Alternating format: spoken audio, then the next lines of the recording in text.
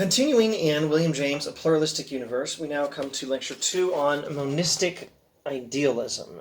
That would be the philosophy of the absolute, the Hegelian philosophy James is critiquing in these lectures. Now let's start with a very brief review, since James gives the review himself and since it's nicely given. Let me recall to you the program which I indicated to you at our last meeting, he says. After agreeing not to consider materialism in any shape, but to place ourselves straightway upon a more spiritualistic platform, I pointed out three kinds of spiritual philosophy between which we are asked to choose.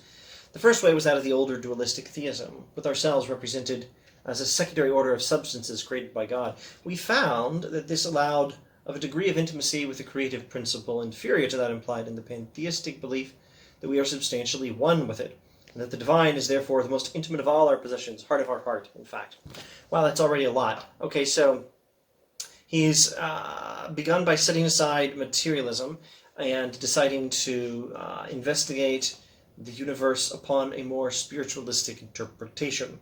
There are three major kinds of a spiritualistic philosophy that's not a materialism that we consider.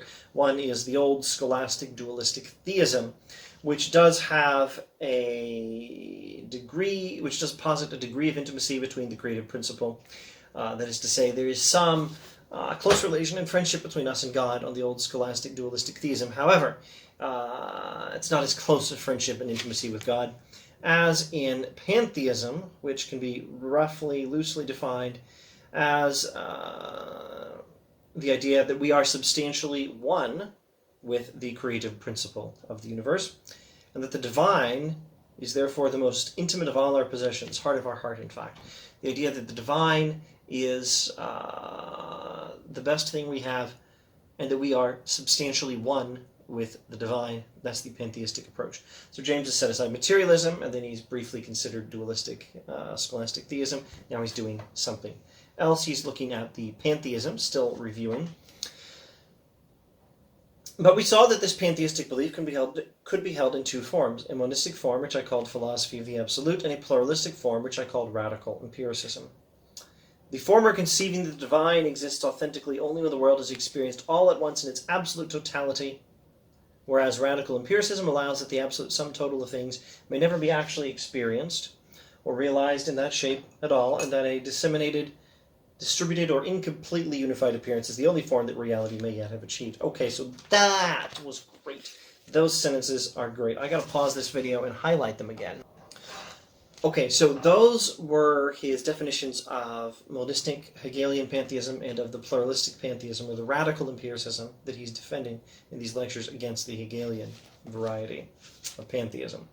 So the monistic pantheistic belief can be defined as the idea that that divine that he's been talking about, that we are substantially one with, that the divine exists authentically, or truly exists, only when the world is experienced all at once in its absolute totality, meaning the Hegelian monistic absolute pantheism says that the divine only exists when there is a perspective, a consciousness, a mind that can comprehend fully the entire universe all at once.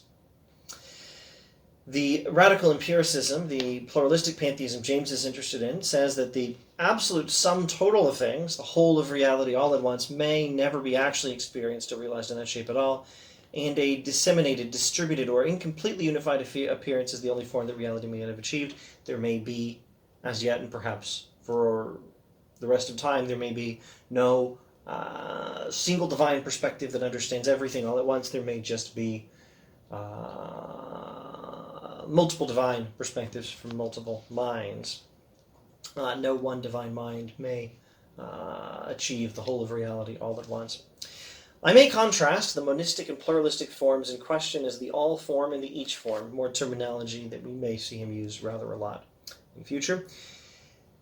The all form is so radically different from the each form, which is our human form of experience in the world, that the philosophy of the absolute, so far as insight and understanding go, leaves us almost as much outside of the divine being as dualistic theism does. Okay, so the all form is the terminology for the ultimate perspective that comprehends all of reality all at once. The each form is the term for these partial perspectives on everything.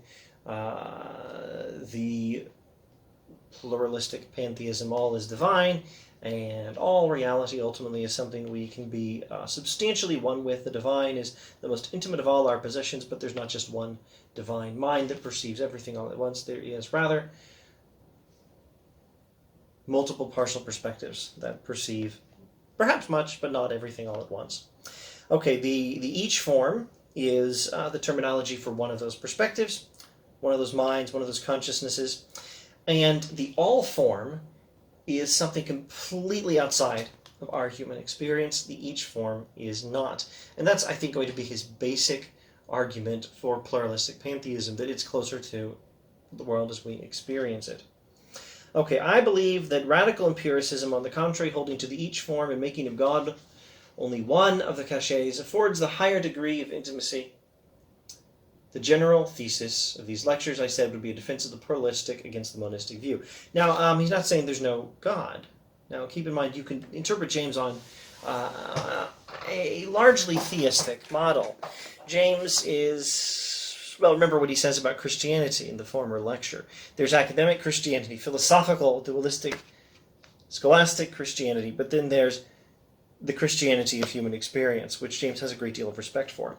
Okay, so radical empiricism holds to the each form and recognizes God himself as not having that complete perspective on everything, but it does still recognize, or at least holds open the possibility of recognizing a God on a mostly theistic model. Experiential theism, but not scholastic academic theism, if you like. A God who does not perceive everything all at once. A God whom we can still relate to because God is just one of those, each forms. Okay, anyway, this affords the higher degree of intimacy. This affords a better chance of recognizing ultimate reality as being something we can be at home in. The general thesis of these lectures, I said, would be a defense of the pluralistic against the monistic view. He's going to defend radical empiricism against that Hegelian alternative. Think of the universe as existing solely in the each form, and you will have on the whole a more reasonable and satisfactory idea of it than if you insist on the all form being necessary. The pluralistic pantheistic view, the radical empiricist view, each form view is going to be a more reasonable and satisfactory idea of the universe than the all form view, the Hegelian view, the absolute view, the monistic pantheism view. The rest of my lectures will do little more than make this thesis more concrete and I hope more persuasive. So that's the agenda for the rest of the book. We could almost stop there, but let's not stop there. Let's at least get a quick preview of what he's going to say on the subject in this lecture, or possibly go with the first thing he says on the subject in this lecture. All right, let's make a brief observation on what James says about Bradley. This would be, I believe, F.H. Bradley, one of those philosophers in the Hegelian tradition. James says, Mr. Bradley's wonderful book, Appearance and Reality. You know what, let me start that sentence again. Those of you who have read the last two chapters of Mr. Bradley's wonderful book, Appearance and Reality, will remember what an elaborately foreign aspect his absolute is finally made to assume. It is neither intelligence nor will, neither a self nor a collection of cells, neither truthful, good, nor beautiful as we understand the terms. It is, in short, a metaphysical monster. All that we are permitted to say of it being that whatever it is at any rate worth more to itself, that is, than if any eulogistic adjectives of ours applied to it. Okay, so he's looking at one of those Hegelian-type philosophers and saying that his idea of the all form, his idea of the ultimate divine reality, is something we don't know anything about, can't comprehend in the slightest. The best we can say is that it is worth more than we are, at any rate to itself, though we don't even understand that properly.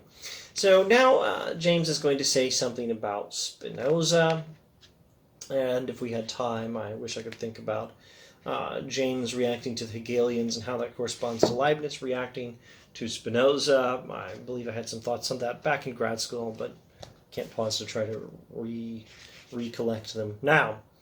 Let's see. Perhaps I will just make one quick observation, maybe two, we shall see, and then quit for this video. As absolute, then, or sub specie aeternitatis, or quatenus infinitus est, I should have read that more slowly and maybe pronounced the Latin better. The world repels our sympathy because it has no history. As such, the absolute neither acts nor suffers, nor loves nor hates. It has no needs, desires, or aspirations. No failures or successes, friends or enemies, victories or defeats. All such things pertain to the world qua relative, in which our finite experiences lie and whose vicissitudes alone have power to arouse our interest. I don't know if the camera will zoom in on what I just read there. Make a clear visual on it. It probably won't. I'm trying to give it a chance, but I don't think it's working. All right. Basically, he's saying the absolute reality in itself has nothing corresponding to our experience. All things that correspond to our experience do not turn up in the absolute, that Hegelian concept of the divinity, that ultimate reality. All things we know from our experience only turn up in the relative parts of the world. They only turn up in the parts. They don't turn up in the divine whole, according to the Hegelian view. The all form doesn't have anything we can relate to or understand that has any connection to our experience. Only the different each forms of reality do have any connection to anything we understand or anything we have ever experienced. Skipping a bit, the doctrine on which the absolutists lay most stress is the absolute's timeless character. For pluralists, on the other hand, time remains as real as anything, and nothing in the universe is great or static. Nothing in the universe is great or static or eternal enough not to have some history. But the world that each of us feels most intimately at home with is that of beings with histories that play into our history, whom we can help in their vicissitudes even as they help us in ours. This satisfaction the absolute denies us. We can neither help nor hinder it, for it stands outside of history. It surely is a merit in a philosophy to make the very life we lead seem real and earnest. Pluralism and banishing the absolute, banishes the great de-realizer of the only life we are at home in, and thus redeems the nature of reality from essential foreignness. Every end, reason, motive, object of desire or aversion, ground of sorrow or joy that we feel is in the world of finite multifariousness, for only in that world does anything really happen. Only there do events come to pass. Wow, that was beautiful language, and you may have understood very little of it. For that matter, I didn't understand nearly enough myself.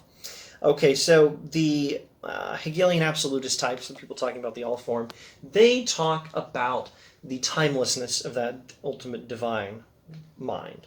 It's outside of time. Which is to say, nothing ever happens to it. No event is relevant to it. But our lives, the world as we know it, is made up of events. We are within time. So we have, the world that each of us feels most intimately at home with is that of beings with histories that play into our history, whom we can help in their vicissitudes even as they help us in ours. The world as we experience it, and the world as we want it to be, and the world as we have a need for it to be, because we are living beings. We need to live. We need to understand the world as one we can live in. This is a very practical philosophy. Don't let all the metaphysics fool you. This is all about practicality. This is all about setting the book down and walking out the door and living life well. The world as we need to understand it so that we can then live in it is a world that has real events, real history, and that we can make a difference in. The absolute denies this satisfaction of us because in its timelessness, in its absoluteness, in its infinite removal from anything we can comprehend, it doesn't need us. The divine ultimate reality does not need us on this Hegelian perspective. It surely is a merit in a philosophy to make the very life we lead seem real and earnest. Life is real, life is earnest. Wasn't that what Longfellow said? Not Whitman, Longfellow, I think. Life is real, life is earnest. James, of course, agrees. A philosophy should recognize that the life we lead is real and earnest, and therefore this Hegelian philosophy just won't do. It makes ultimate reality completely removed from us. It makes our life when measured from the perspective of the all form, when measured from the perspective of the divine, it makes our life unreal, useless, unimportant, and nothing we can do makes any difference. Okay, so the pluralistic perspective and getting rid of the absolute gets rid of anything that makes life unreal. It redeems the nature of reality from essential foreignness. Every end, reason, motive, object of desire or aversion, ground of sorrow or joy that we feel is in the world of finite multifariousness. Only in a world of finitude and multiplicity, only in such a world can we recognize ends, motives, reasons, objects of desire or aversion, grounds of sorrow or joy. Only in a world of finite, multiple things can these things be real. For only in that world does anything really happen. Only there do events come to pass. I will pass over his remarks, at least for now, on Hegel and McTaggart. That would be McTaggart, the Hegelian philosopher of time. We will resume perhaps on the next page in the next video. Thanks for watching.